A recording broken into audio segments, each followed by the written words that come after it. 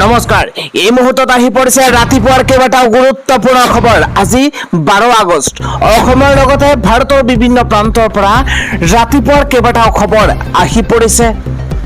এই মুহূৰ্তত জনাই আছো এটা বিগ ব্ৰেকিং নিউজ। চৰকাৰী নিযুক্তিক লৈ নতুন নিয়ম আহি পৰিছে। ৰাজ্য চৰকাৰৰ তৰফৰ পৰা চৰকাৰী চাকৰিক লৈ কেইবাটাও নতুন সিদ্ধান্ত গ্ৰহণ কৰা হৈছে।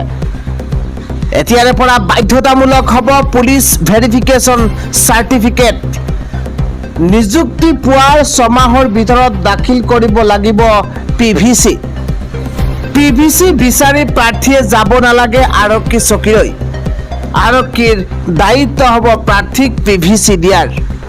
PVC জমা নিদিয়া পৰ্যন্ত চাকৰিক নিয়মীয়াকৰণ বুলি ধৰা নহ'ব। পূৰ্বে কেৱল আদালতৰ পৰা জমা দিব লাগিছিল কোৰ্ট এফিডেভিট, কিন্তু এচিৰ সিদ্ধান্ত সুপ্ৰিম কোৰ্টৰ সিদ্ধান্ত মৰ্মে পুনৰ প্ৰয়োজন হ'ব PVC। ৰাজ্যিক কেবিনেটৰ তৰফৰ পৰা এই ডাঙৰ ঘোষণা। মুখ্যমন্ত্ৰী হিমন্ত বিশ্ব শৰ্মাৰ চৰকাৰী চাকৰিৰ নিযুক্তিক লৈ ৰাজ্য চৰকাৰৰ তৰফৰ পৰা নতুন সিদ্ধান্ত গ্ৰহণ কৰা হৈছে। পৰৱৰ্তী খবৰটো হৈছে চীনক প্ৰচণ্ড ধমক দিছে ভাৰতে। ডাঙৰ খবৰ জনাইছো, অৰুণাচলৰ 27খন ঠাইৰ নাম ভাৰতৰ মানচিত্ৰত অন্তৰ্ভুক্ত। অৰুণাচল সন্দৰ্ভত চীনক সকীয়াই দিছে ভাৰতে। চীনৰ সেনাই LAC অতিক্ৰম কৰি প্ৰৱেশ কৰিছিল অৰুণাচলত, কিন্তু এই খবৰক অস্বীকাৰ কৰিছিল অৰুণাচলৰ মুখ্যমন্ত্ৰীয়ে। চীনৰ আগ্ৰাসনৰ বাতৰি প্ৰকাশৰ পাছতেই বৈদেশিক পৰিক্ৰমা মন্ত্ৰালয়ৰ ধমক। সীমান্ত অশান্ত কৰিলেই এইবাৰ চীনৰ নিস্তাৰ নাই। বৈদেশিক মন্ত্ৰালয়ৰ মুখপাত্ৰ ৰণধীৰ জয়ছোৱালৰ চীনৰ কূট কৌশলক লৈ সকিয়নি। অৰুণাচল ভাৰতৰ অবিচ্ছেদ্য অংগ। আমি সীমান্তৰ বিষয়সমূহক অতি গুৰুত্বপূৰ্ণ বুলি বিবেচনা কৰোঁ। ভাৰতৰ বাবে সীমান্তত শান্তি অতি গুৰুত্বপূৰ্ণ। সীমান্তৰ পৰিস্থিতিয়ে চীনৰ সৈতে আমাৰ সম্পৰ্ক নিৰ্ধাৰণ কৰে। অৰুণাচল সন্দৰ্ভত চীনক সকীয়াই দিছে এতিয়া ভাৰতে। পৰৱৰ্তী প্ৰকৃতিৰ এইবাৰ জলপ্ৰলয়। হিমাচল প্ৰদেশত এই পৰ্যন্ত 157 গৰাকীকৈ লোকৰ মৃত্যু হৈছে। এই মুহূৰ্তত এটা ডাঙৰ খবৰ, দুখবৰ। ৰুষ্ট প্ৰকৃতিৰ ভয়াৱহ ৰূপ এইবাৰ হিমাচল প্ৰদেশত। বাৰিষাৰ জলপ্ৰলয়ত এই পৰ্যন্ত 157 গৰাকীকৈ লোকৰ মৃত্যুৰ তথ্য পোহৰলৈ আহিছে। বিগ নিউজ, এই পৰ্যন্ত সন্ধান নাই 257 গৰাকীকৈ লোকৰ। ডাৱৰ বিস্ফোৰণ, ভূমিস্খলন, বানত বাঢ়ি আছে মৃতকৰ সংখ্যা। এই পৰ্যন্ত 886 কোটি টকাৰ লোকচানৰ তথ্য হিমাচলত। ডাঙৰ খবৰ, এই মুহূৰ্তত ধ্বংস হৈছে 900ৰো অধিক ৰাজহুৱা সম্পত্তি। 259টা পথ ভূমিস্খলনৰ কবলত পৰিছে বুলি জানিব পৰা গৈছে।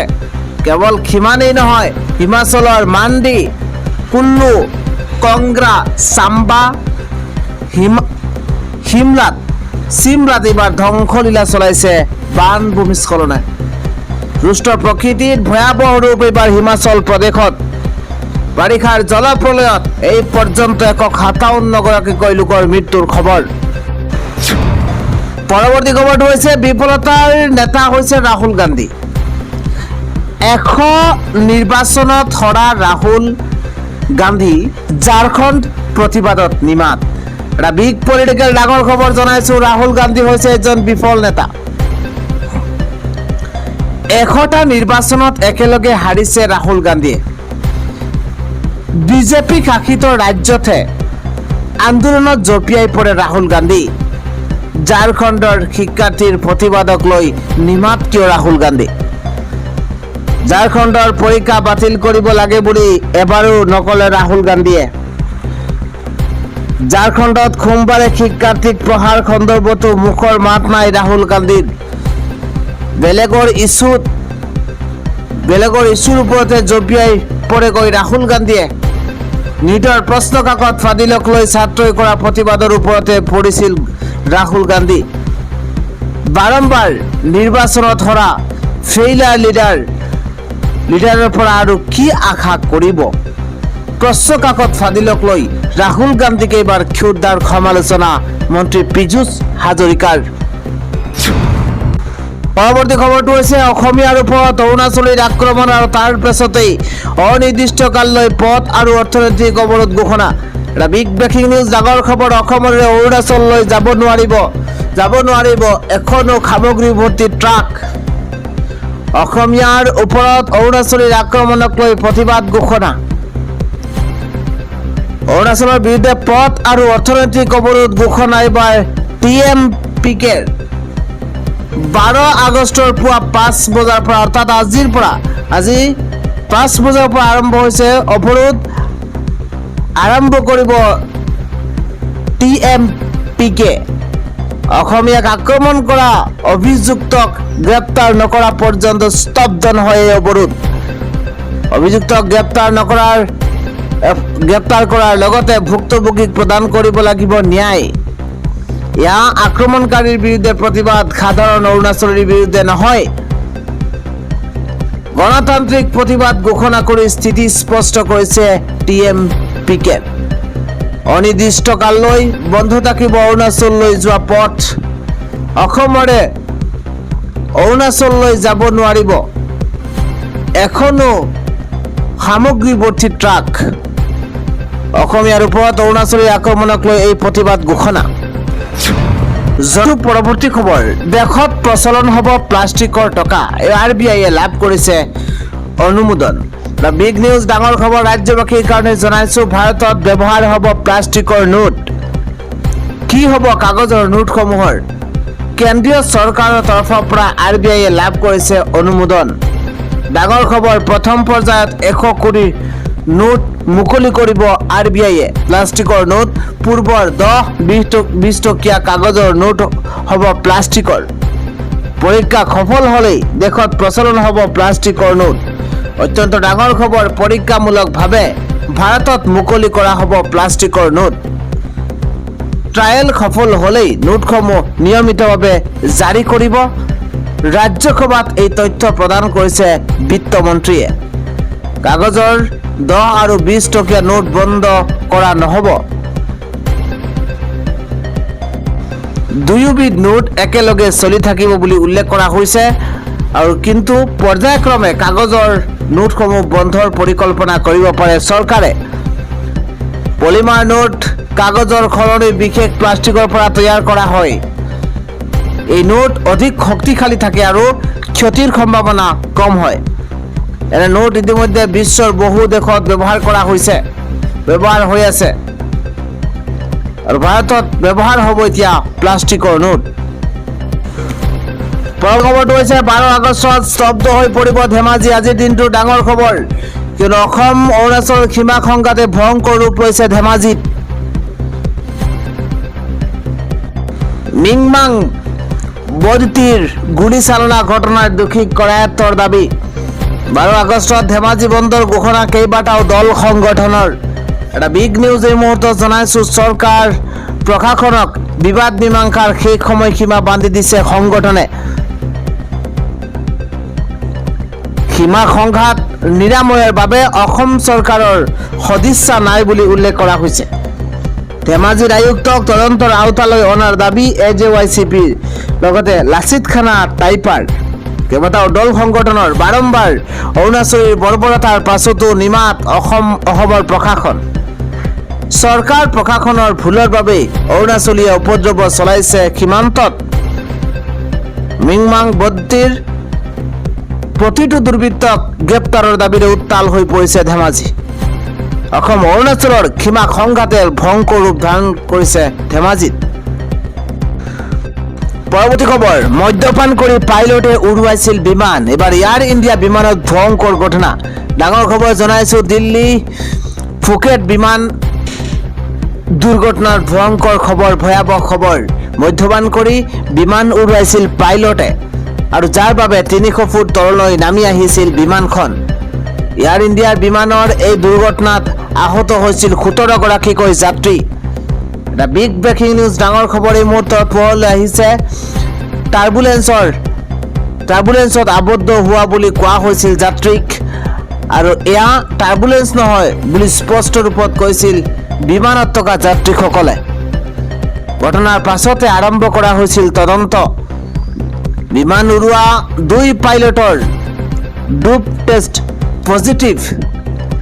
এই ফলাফলৰ পাছত দেশজুৰি সৃষ্টি হৈছে আতংকৰ। দুবাৰকৈ পৰীক্ষা কৰাৰ তদন্তত দুয়োবাৰে আহিছিল ডোপ টেষ্ট পজিটিভ। তদন্ত সম্পূৰ্ণ নোহোৱাকৈ দুয়ো পাইলটক বিমান উৰুৱাৰ পৰা ৰখা হৈছিল বিৰত। জনাইছো পৰৱৰ্তী খবৰ।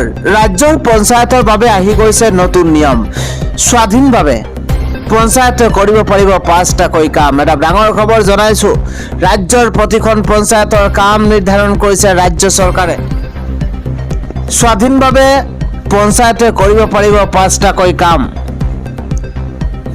স্বাধীনভাৱে পঞ্চায়তৰ গ্ৰামাঞ্চলৰ পথ নিৰ্মাণ কৰিব পাৰিব। বজাৰ হাট, শ্মশান, স্কুলৰ বাউণ্ডাৰী, জিম নিৰ্মাণ কৰিব পাৰিব। কেইবাটাও কাম দিয়া হৈছে। কাম কৰিব পাৰিব। অন্য কাম কৰিলে চৰকাৰৰ অনুমোদন ল'ব পাৰিব পঞ্চায়তে, ল'ব লাগিব পঞ্চায়তে। কিন্তু পঞ্চায়তক অনুমোদন দিব প্ৰতিখন জিলা আয়ুক্তই। ৰাজ্যৰ প্ৰতিখন পঞ্চায়তৰ কাম নিৰ্ধাৰণ কৰিলে ৰাজ্য চৰকাৰে। স্বাধীনভাৱে পঞ্চায়তে কৰিব পাৰিব 5টা কাম। পৰৱৰ্তী খবৰটো হৈছে বিদেশী ভাষা শিকি বিদেশত চাকৰি কৰিব বিচৰা যুৱক যুৱতীয়ে লাভ কৰিব 1,50,000 টকা। প্ৰথম কিস্তিত 3 মাহৰ বাবে 30,000 টকা, 6 মাহৰ পাছত 30,000 টকা, উত্তীৰ্ণ হ'লে 40,000, চাকৰি লাভ কৰি বিদেশলৈ গ'লে 50,000 টকা দিব চৰকাৰে। খবৰটো হৈছে ৰাজ্যত এক লজ্জাজনক ঘটনা সংঘটিত হৈছে। মধুৰি খাবলৈ মাতি নি শিশুৰ সৈতে জঘন্য কাণ্ড বৃদ্ধৰ। তিনিচুকীয়াৰ নাওঘাটত ডালপ্ৰসাদ উপাধ্যায়ৰ নিকৃষ্ট কাণ্ড। এবাৰ এগৰাকী 8 বছৰীয়া শিশুক মধুৰি দিম বুলি লৈ বাগিচাৰ বাজলৈ আৰু তাৰ পাছতে জঘন্য কাণ্ড। 60 বছৰীয়া বৃদ্ধ উপাধ্যায়ে নিৰ্যাতনৰ চেষ্টা চলাইছে শিশুটিক। বাট তুলিবলৈ গৈ শিশুটিৰ মাতৃয়ে প্ৰত্যক্ষ কৰিছে সমগ্ৰ ঘটনা আৰু মাতৃৰ চিঞৰ বাখৰ শুনি পলায়নৰ চেষ্টা চলাওঁতে কৰায়ত্ব কৰা হৈছে উপাধ্যায়ক। লেখাপানী আৰক্ষীয়ে বৃদ্ধ উপাধ্যায়ক গ্ৰেপ্তাৰ কৰি জেৰা অব্যাহত ৰাখিছে। আন খবৰ হৈছে এক ভয়ংকৰ দুৰ্ঘটনাত জীৱন গৈছে 2 প্ৰাক্তন আছু নেতাৰ। এটা দুখবৰ জনাইছো। ভয়ংকৰ দুৰ্ঘটনাত 2 প্ৰাক্তন আছু নেতাৰ কৰুণ মৃত্যু হৈছে।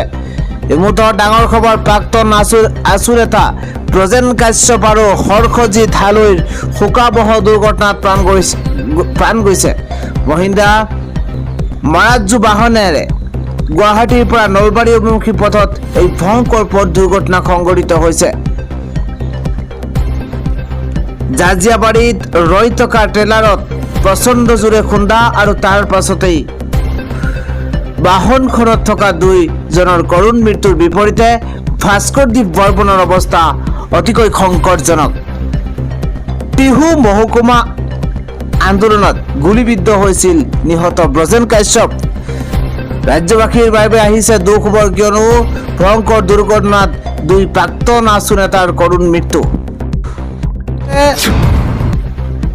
মন্ত্ৰী জয়ন্ত মল্ল বৰুৱাৰ মন্তব্য।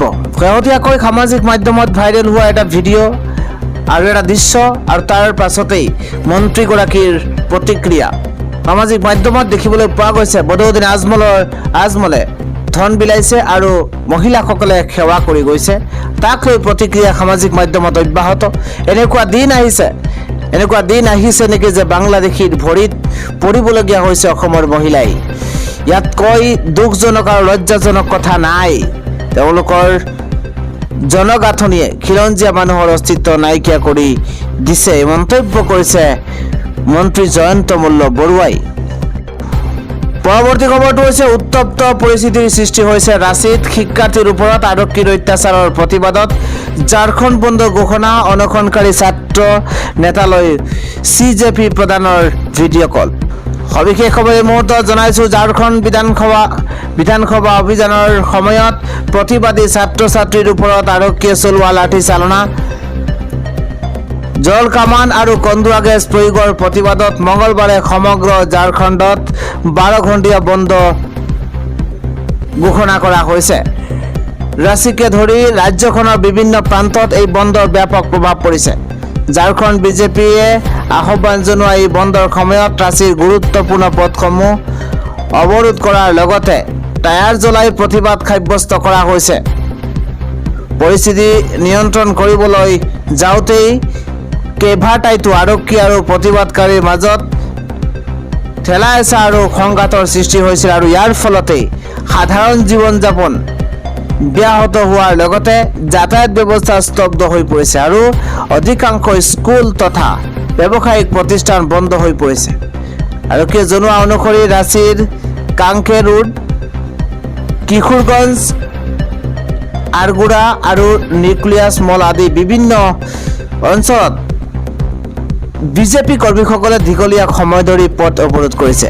ঝাৰখণ্ড বিজেপিৰ ৰাজ্যিক সভাপতি আদিত্য সাহুৱে শিক্ষাৰ্থীসকলৰ ওপৰত আৰক্ষীৰ এই পদক্ষেপক বৰ্বৰ অত্যাচাৰ বুলি আখ্যা দিছে। হেমন্ত সোৰেন চৰকাৰক সমালোচনা কৰি তেওঁ অভিযোগ কৰে যে চৰকাৰে শিক্ষাৰ্থীসকলৰ ন্যায্য ক্ষোভ সমাধান কৰাৰ পৰিৱৰ্তে অন্যায় বল প্ৰয়োগৰ পথ বাছি লৈছে। অৱশ্য এম্বুলেন্স আৰু জৰুৰীকালীন সেৱাসমূহক এই বন্ধৰ আওতাৰ পৰা আঁতৰাই ৰখা হৈছে।